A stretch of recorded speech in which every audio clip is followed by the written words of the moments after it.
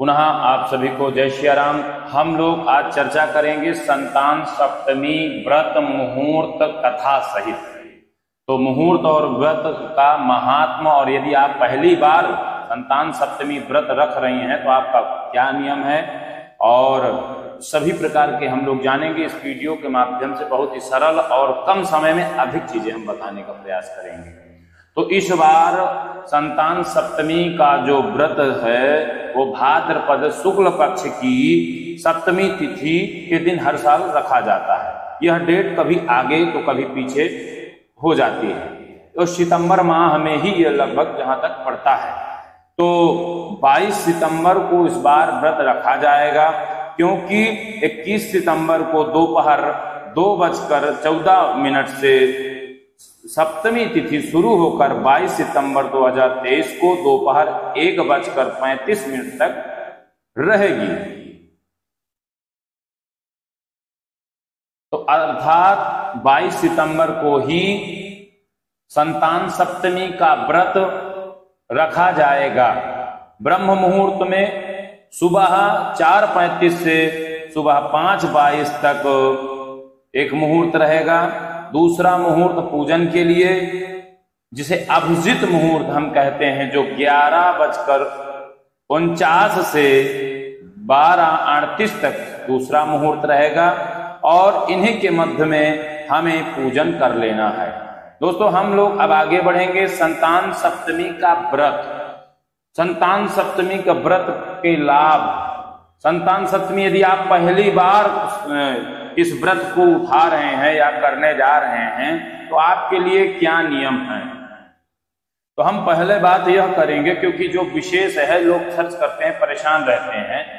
जो माताएं बहनें पहली बार आप यदि संतान सप्तमी का व्रत कर रहे हैं तो आपको जो सामग्री है पूजन की, जो पाठ की सामग्री है, जो भी सामग्री पूजन की लगती है, उन्हें पहले अपने मायके से मंगवाना चाहिए या मायके वालों को देना चाहिए इस व्रत के लिए। क्योंकि इसकी जो भी सामग्री लगती है वह सामग्री मायके की तरफ से उनके यहाँ लड़की को दी जाती है। तो यह सामग्री, जैसे आप यथाशक्ति घर परिवार, कभी कभी बहुत समय स्थिति के कमजोर भी लोग होते हैं, ऐसा नहीं कि वो स्थिति पे नहीं दे पाते हैं, वो सामान नहीं दे पाते हैं, तो दोस्तों यथाशक्ति दक्षिणा कुछ पैसा दे देना चाहिए। यदि आप पैसा दे सके तो पैसा लेकर के वो सामग्री संतान सप्तमी की खरीद सकती हैं। नहीं है यदि, तो दूसरा रास्ता यह है कि आप कुछ धन, कुछ थोड़ा सा धन भी यदि आप दे देते हैं मायके पक्ष वाले, तो उससे भी जो व्रत कर रही हैं उन्हें उतने में अपना पैसा मिला करके सामग्री ले लेनी चाहिए। ऐसा विधान है दोस्तों, क्योंकि हर प्रकार की सामर्थ्यता के लोग हमारे भारत में लोग रहते हैं, तो इसलिए यह व्रत सभी के लिए सामान्य रूप से परेशान होने की जरूरत नहीं है कि वहां से धन मिलेगा। वहां से मात्र अगर थोड़ा सा भी धन, थोड़ा सा भी रुपया पैसा जो दे दें, वो उस पैसे को मिला करके आप सामग्री खरीद सकते हैं और यह पूजन अर्चन कर सकते हैं। निसंतान दंपतियों के लिए यह व्रत वरदान स्वरूप है। जिनकी संतान अल्पजीवी रहती है, जैसे बहुत कम उम्र में ही खत्म हो जाती है या बहुत अल्प आयु की है, तो यह व्रत करने से संतान को दीर्घायु प्राप्त होती है, लंबी आयु का हो जाता है, ऐसा कहा जाता है।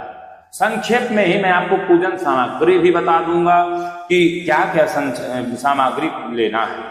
लकड़ी का पटरा, लाल रंग का कपड़ा, भगवान शिव माता पार्वती की मूर्तियां, उस या उनका आसन, सोने चांदी की तार, ना मिलने पर रेशम का धागा, दीपक, रुई, घी, धूप, चंदन, कपूर, अगरबत्ती, रोली, चावल, फूलों की माला, सामर्थ्य अनुसार सोने चांदी की अंगूठी, तांबे का पात्र, 7 पुआ, 3 जगह कुल 21 पुआ लेने होते हैं। अब यहीं पर पुआ की चर्चा हुई तो मैं इसलिए कहना चाहूंगा कि आप कितना सामर्थ्य अनुसार भोजन लेते हैं उसी हिसाब से यह सामग्री आपको खाने में लेनी, क्योंकि आपको पुआ ही खा करके रहना होता है, इस व्रत का विधान है।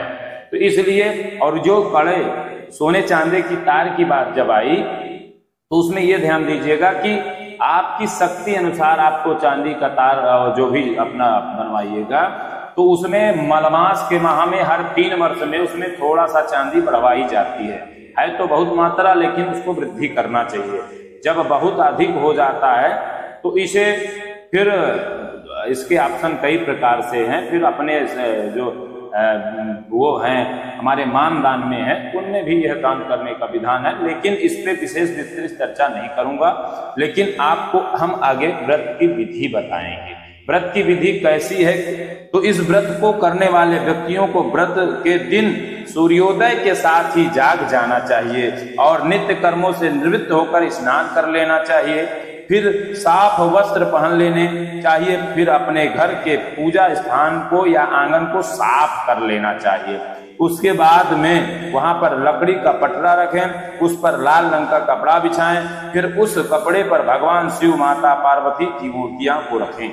आप स्वयं कुश या ऊन से बने हुए आसन पर बैठें। इन मूर्तियों के समीप सोने चांदी के तारों का गंडा बनाएं, एक ठोप बना लेना चाहिए। गंडे में 7 गांठें लगानी चाहिए और सोने चांदी के तार की व्यवस्था ना होने पर रेशम के धागे का गंडा बनाना चाहिए, यानी कि गोला बना के बना सकते हैं। फिर इस गंडे के सम्मुख रुई व घी से दीपक जलाएं, धूप दिखाकर रखें, चंदन कपूर अगरबत्ती की गंध दें, यानी कि धूप अगरबत्ती करना जैसे हम आरती करते हैं। षोडशोपचार विधि से पूजन कर इस गंडे को अपने हाथ में बांध लें। फिर भगवान शिव, माता पार्वती को रोली चावल लगाएं, फूलों की माला पहनाएं। इसके बाद में दोनों को प्रणाम करें और शुद्ध भाव से अपनी मनोकामना बताएं। इसके बाद में भगवान को 7 पुआ का भोग लगाएं। अपनी सामर्थ्य के अनुसार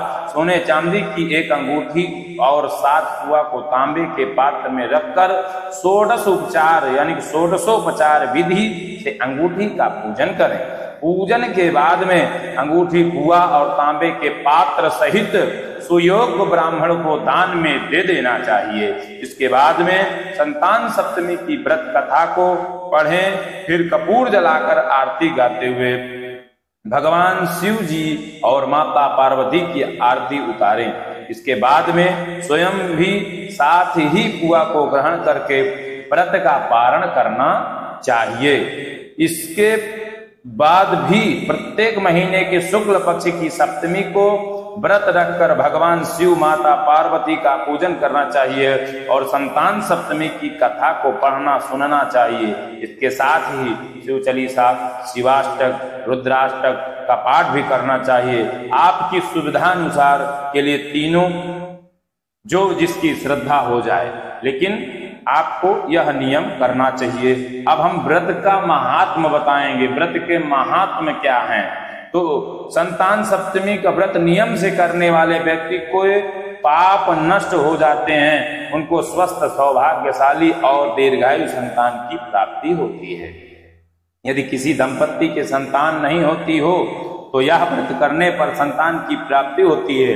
किसी दंपत्ति को संतान होने के बाद ज्यादा समय तक जीवित नहीं रहती हो तो उसके द्वारा यह व्रत करने से उनकी संतान दीर्घायु होती है। सामान्य गृहस्थ व्यक्तियों को यह व्रत अवश्य ही करना चाहिए।